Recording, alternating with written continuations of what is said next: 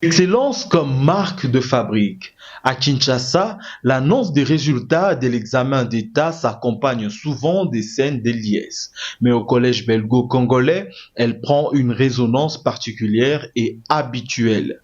C'est jeudi 2 juillet, l'explosion de joie des nouveaux diplômés n'était pas celle d'une surprise, mais celle d'un devoir brillamment accompli.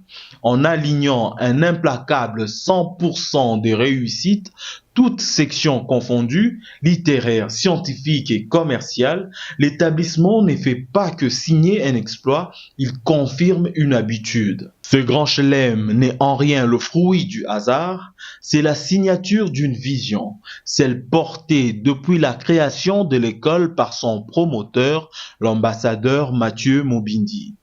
Année après année, l'institution s'impose comme l'un des fleurons de la formation en République démocratique du Congo, dictant un standard élevé là où d'autres cherchent encore leur marque.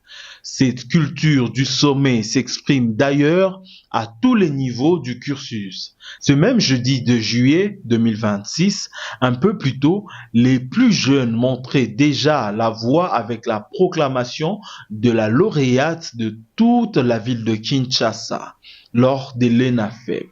Elle décrochait une réussite exemplaire portée par une majeure de promotion avec 91% de réussite. Des bancs de l'école primaire aux épreuves des examens d'État, la trajectoire reste la même, rectiligne et tournée vers les sommets.